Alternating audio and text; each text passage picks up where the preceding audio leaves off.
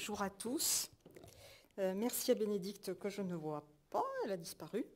En tout cas, merci pour son invitation et plus largement pour la qualité du dialogue engagé avec le GT et Moby depuis 2019.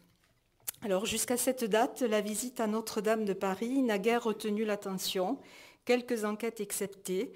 Citons d'abord l'article d'Evelyne Cohen, publié dans Ethnologie française en 2002, qui s'attache à saisir, de la fin du 19e à la fin du 20e, tout à la fois l'implication des différents acteurs de la visite, l'institution patrimoniale, touristique, l'Église, les touristes, les représentations et les images de la cathédrale présidant à la visite, les évolutions dans les goûts et les sensibilités des visiteurs. Et puis, je peux aussi citer l'enquête que j'ai moi-même réalisée en 2012, focalisée quant à elle sur vous, sur les guides CASA, CASA Notre-Dame plus précisément, et le guidage singulier que vous assurez à la croisée de la médiation patrimoniale et de la pastorale du tourisme. Et puis, enfin, on peut citer l'enquête de public concernant les visiteurs des tours de la cathédrale, réalisée sur commande du Centre des Monuments Nationaux en 2018, mais brutalement interrompue par l'incendie. Pour un monument présenté comme le plus visité de Paris, de France et même du monde, quand la muraille de Chine n'occupe pas la première place des sites les plus fréquentés, ce relatif désintérêt peut surprendre. Comme tant d'autres questions touchant Notre-Dame, la visite a bénéficié d'un regain d'intérêt après l'incendie. Je pense notamment au travail d'Agnès Sandras sur la visite au XIXe siècle et à celui de Clément Gessler portant sur les médiations ésotériques de la cathédrale. Le groupe de travail EMOBI pour émotion, mobilisation, du chantier scientifique Notre-Dame de Paris, du CNRS et du ministère de la Culture, ce groupe de travail n'a pas été en reste avec la mise au point en 2020 du questionnaire intitulé « Venir à Notre-Dame, expérience et perception », un questionnaire en ligne et auto-administré, faute de mieux, dans un contexte qui était doublement contraint par la fermeture du monument en cours de sécurisation et de restauration et par la pandémie qui a signé aussi bien informateurs qu'enquêteurs à domicile. Alors ce questionnaire est un outil quelque peu singulier rapporté au questionnaire qui préside habituellement aux enquêtes de public, notamment en raison de son volume, puisqu'il est riche en effet de 499 variables, ce qui veut dire 490 questions, dont la moitié sont des questions ouvertes. Alors on reconnaît là la patte des ethnologues qui est à la manœuvre, pour qui pareille expérience d'enquête est très inhabituelle, voire même contre nature. Rien n'est plus étranger en effet à notre pratique d'anthropologue que de nous attaquer à la question des flux, des foules qui ne font que passer. Comme vous le savez, nous avons plutôt l'habitude en anthropologie de fonder nos investigations sur des relations patiemment construites, nouées dans l'écoute attentive et adossées à une confiance réciproque et sur l'observation répétée. Alors, soucieux de tenir compte de tous les profils de répondants, le non-public, les fidèles, les professionnels du patrimoine ayant œuvré ou œuvrant pour Notre-Dame de Paris, les Parisiens vivant à proximité de la cathédrale et enfin les touristes, le questionnaire en question s'ordonne autour de différentes rubriques, dont Visiter Notre-Dame de Paris, qui compte au total 115 questions, dont 63 fermées et 52 ouvertes. Et ce sont les réponses à ces questions que je me propose de vous présenter et d'analyser, en pleine conscience des biais qu'implique la lourdeur de l'exercice proposé aux répondants, quand bien même les questions sont conditionnées par les profils de chacun, par le profil de chacun, et par ailleurs, biais qui impliquent les relais à emprunter pour la diffusion de ce questionnaire, à savoir le journal du CNRS, le site de l'EHESS, l'École des hautes études en sciences sociales, le magazine La Vie, la liste de diffusion du diocèse de Paris, la newsletter des donateurs, les pages Facebook de la cathédrale et de l'établissement public. Il y a fort à parier en effet que nos 2114 répondants ne sont pas exactement représentatifs du public de la cathédrale, certaines catégories apparaissant en effet surreprésentées. Alors, ça marche. Alors déjà, cette diapo n'est pas à sa place, ça commence bien. Donc, hop, On y reviendra. Donc vous le voyez, les cadres et les diplômés semblent surreprésentés. Les retraités, c'est ça? Oui. Les retraités, les plus de 55 ans aussi. Alors je reviens en arrière. Hop, hop, hop. Les Français sont surreprésentés. Et parmi eux, les habitants d'Île-de-France. Et parmi les habitants d'Île-de-France, les Parisiens. Et donc, hop, on saute. Et parmi tout ce petit monde, les fidèles donc, qui viennent à Notre-Dame de Paris. Donc les chiffres obtenus sont à prendre pour ce qu'ils sont, autrement dit comme représentatifs d'une population assez attachée à Notre-Dame pour consacrer un temps non négligeable à répondre à une avalanche de questions parfois complexes. On peut ainsi parler d'usagers experts à propos de nos répondants, usagers experts qui se savent forts d'une expertise d'usage, détenteurs de connaissances et de compétences liées à une expérience cumulée et réfléchie de la cathédrale et qui, à ce titre, se pensent légitimes pour se poser en partenaire d'une démarche participative complexe. Rapportées à la visite de la cathédrale, les réponses obtenues confirment pour nombre d'entre elles cette typologie singulière. En effet, on sait d'après les estimations que seuls 65% des visiteurs pénètrent dans la cathédrale. Or, leur part s'élève à 83,3% chez nos répondants, lesquels s'avèrent par ailleurs majoritairement à l'initiative de la visite. Et quand les estimations portent à 13 minutes le temps passé en moyenne par les visiteurs dans l'édifice, le chiffre s'avère nettement plus important pour nos visiteurs, que leur visite soit libre ou qu'elle soit guidée. La qualité de visiteur expert se donne aussi à lire dans les verbatim relatifs au parcours emprunté dans la cathédrale, à la fois à travers l'usage d'un vocabulaire relativement spécialisé, mais aussi à travers l'énumération des espaces parcourus.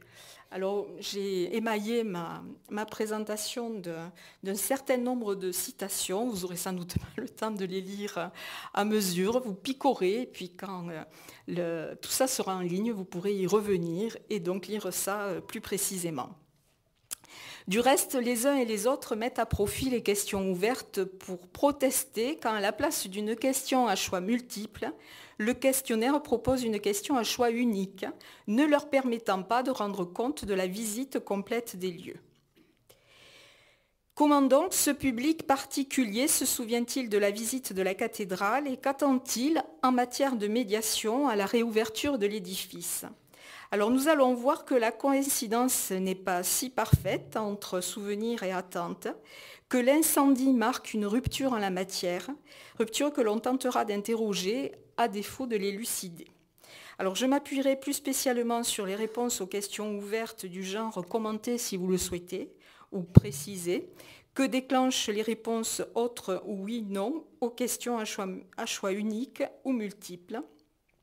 Questions ouvertes, donc, réponses aux questions ouvertes qui fournissent en contrepoint tout un matériau permettant d'aller au-delà des présupposés qui ont été les nôtres et que reflète la formulation de nos questions. Alors, ce qui transpire en premier lieu des verbatim, c'est l'idée que la visite de Notre-Dame est un incontournable, un passage obligé, d'une traversée du quartier, d'un séjour à Paris ou même d'un voyage en France, au point que certains considèrent, je cite, « j'ai raté mon passage à Paris si je n'y passe pas ». Les mots pour le dire vont de l'habitude au rituel, en passant par la tradition, ce qui situe bien nos usagers experts dans une pratique récurrente du monument. Les primo-visiteurs de notre échantillon n'apparaissent pas moins comme des usagers experts, tandis qu'ils expriment diversement le désir très fort qui était le leur de visiter la cathédrale. Rêver de voir, visiter ou découvrir en vrai Notre-Dame suppose des répondants concernés qu'ils la connaissent déjà, à travers toutes sortes de médias, des livres, des films, etc. Multirécidivistes comme primo-visiteurs apparaissent enclins à se saisir de tous les prétextes pour se rendre à Notre-Dame. Pour les Parisiens et les Franciliens, L'occasion qui fait le larron, c'est d'abord l'accueil de parents, d'amis, de collègues, de clients. Ils font également d'une pierre deux coups et visitent Notre-Dame à l'occasion de célébrations religieuses, de manifestations culturelles ou d'événements plus exceptionnels à Notre-Dame, comme la mise en place des nouvelles cloches dont il était question tout à l'heure, ou encore les hommages aux victimes des attentats de Charlie Hebdo et du 13 novembre 2015, bon, etc.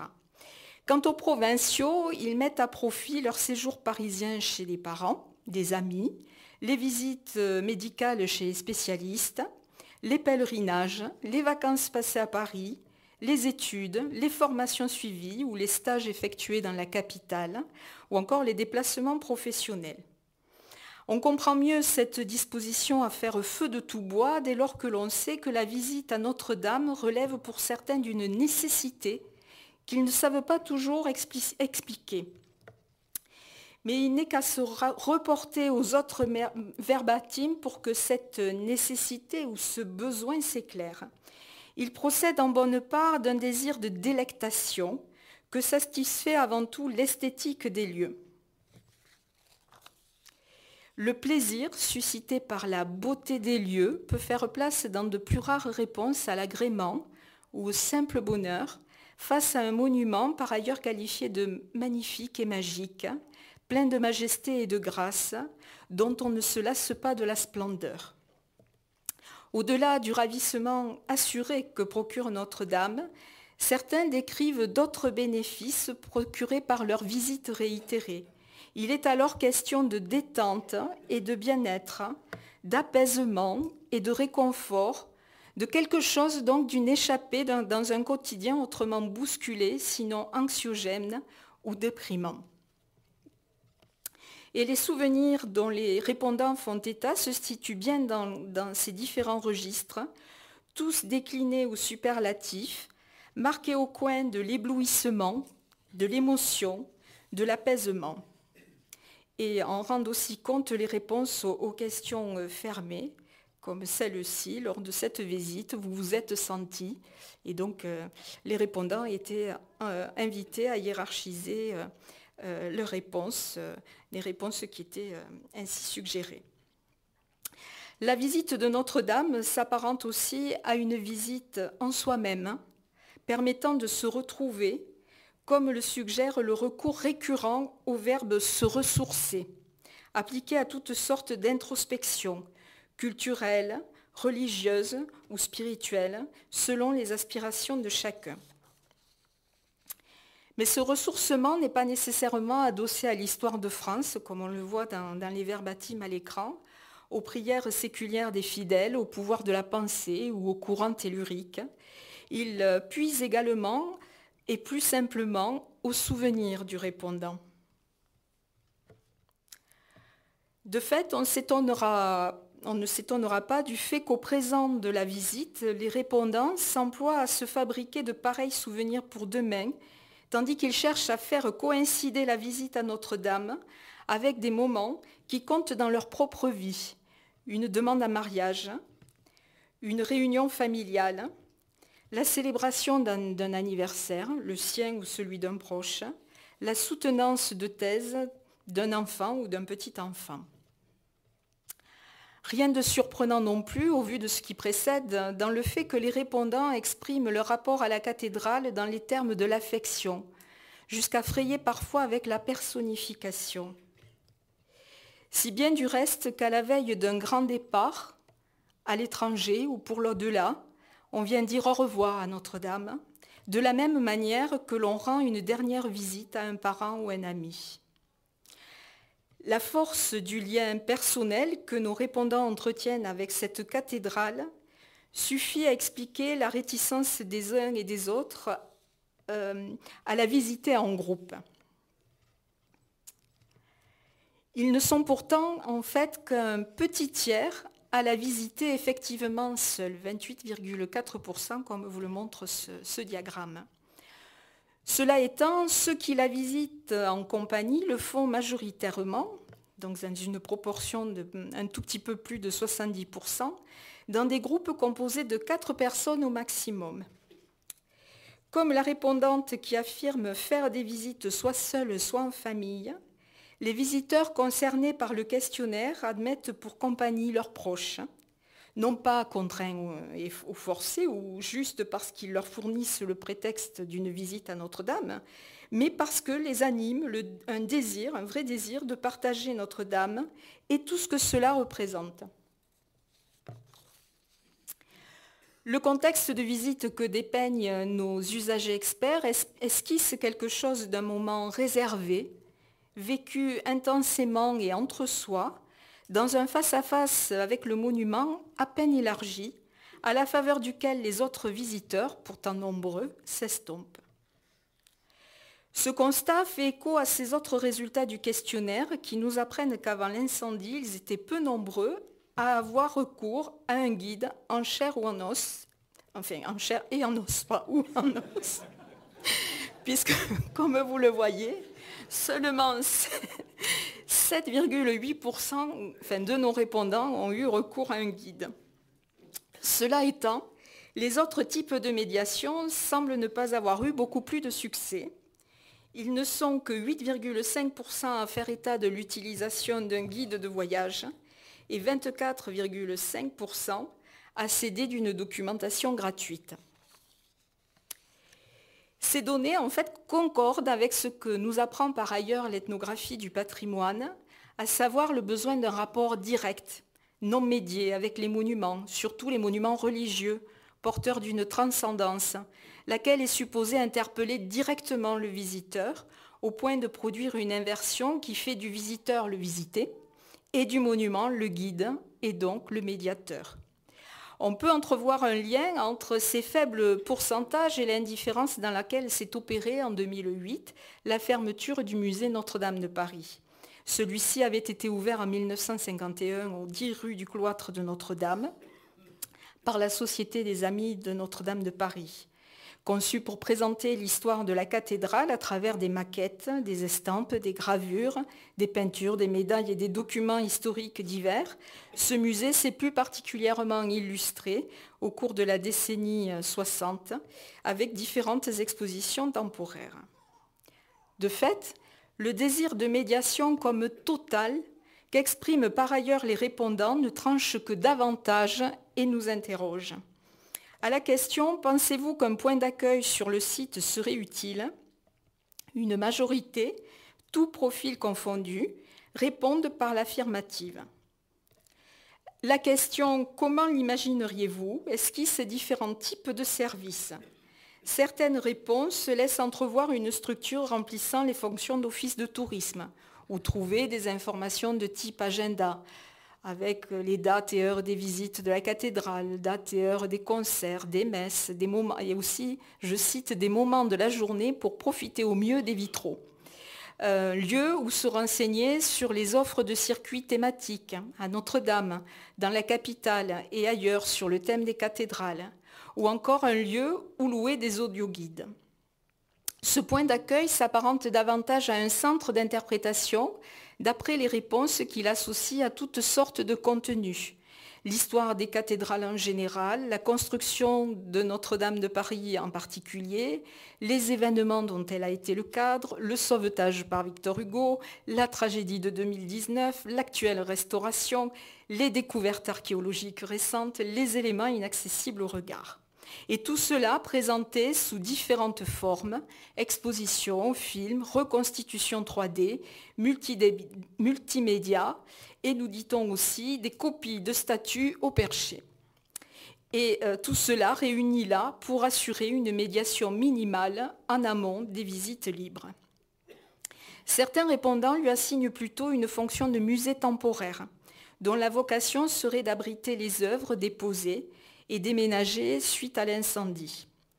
Ce désir de médiation se confirme dès lors que le questionnaire évoque la possibilité d'associer une exposition à cet accueil, éventualité qui recueille l'assentiment de la majorité des répondants. Ainsi, à la question « Si une exposition sur Notre-Dame de Paris et son histoire était disponible à proximité immédiate, vous y rendriez-vous » 31,4% déclarent qu'ils s'y rendraient, mais uniquement si elle était gratuite. 55,5% même si elle était payante, et seuls 13,2% déclarent qu'ils n'iraient pas dans tous les cas. La question qui suit, quel thème souhaiteriez-vous qu'elle développe en priorité, qui est une question fermée à 3 choix et seulement 3 choix. Cette question suscite différents commentaires qui s'emploient soit simplement à expliquer les 3 réponses données, soit la difficulté à sélectionner parmi les réponses proposées, tant l'exposition idéale devrait tendre à l'exhaustivité. On nous dit qu'il faudrait aborder tous ces pans, tout, une exposition éclectique. J'aurais voulu rajouter Notre-Dame dans l'art et la littérature. De là à présenter Notre-Dame de Paris comme un sujet inépuisable, il n'y a qu'un pas, ce que tendent à démontrer ceux qui ajoutent de nouvelles thématiques à celles énumérées par le questionnaire. La construction des cathédrales, la variation de perception en fonction de l'époque depuis le Moyen-Âge, les artisanats qui ont permis un tel chef-d'œuvre, son importance dans nos vies, la culture, la reconstruction. Telle qu'elle est imaginée, l'exposition tend à signifier que le monument ne se suffit pas seul à sa médiation, sauf, nous dit-on, en ce qui concerne le côté plus spirituel, catholique, qui se découvre plutôt dans le lieu, comme nous le dit une répondante.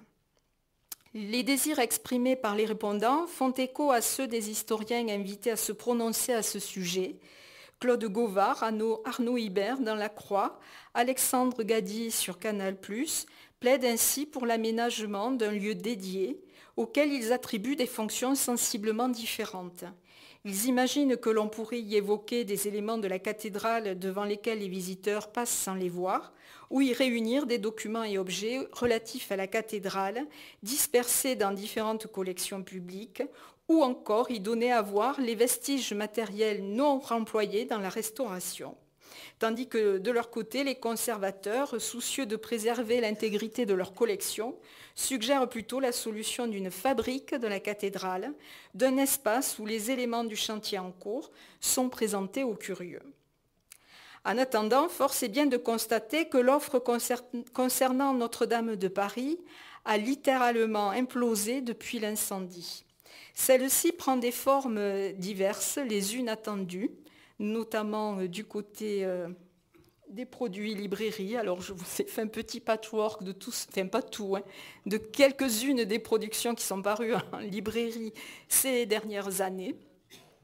Donc livres, essais, numéros spéciaux de magazines, mais aussi expositions in situ et en ligne, cycles de conférences, documentaires. Et puis on a vu aussi surgir d'autres formes un peu plus inédites, des visites guidées en ligne, en visioconférence ou sur YouTube, des podcasts, des films, enfin un film pour le moment, des créations artistiques, plastiques, musicales, photographiques, des romans, un spectacle, des expériences immersives en réalité virtuelle, en réalité augmentée, des ateliers d'architecture pour les enfants, des démonstrations de savoir-faire et même des visites du chantier en direct sur Facebook. Comment donc expliquer ce désir exacerbé de médiation et en regard toute la créativité mise en œuvre pour le satisfaire ? L'offre ne fait-elle que répondre à la demande, à moins qu'elle ne la suscite ? Ne faut-il pas plutôt imputer le phénomène au caractère empêché de la cathédrale soustraite à son public ? Mais s'agit-il bien que de cela, c'est-à-dire de faire exister une cathédrale en absence ? Doit-on se satisfaire d'une interprétation en termes de compensation ou de résilience ? Ce besoin n'est-il pas aussi lié à l'exceptionnalité de Notre-Dame, c'est-à-dire à cette manière d'hypermonument qu'est devenue cette cathédrale et dont la conscience a été comme révélée par l'émotion suscitée par l'incendie ? Alors en l'état, je ne me risquerai pas à privilégier une hypothèse ou une autre, sans regarder de plus près les intentions des médiateurs et les réceptions des publics. Et donc, voilà, l'enquête est à poursuivre.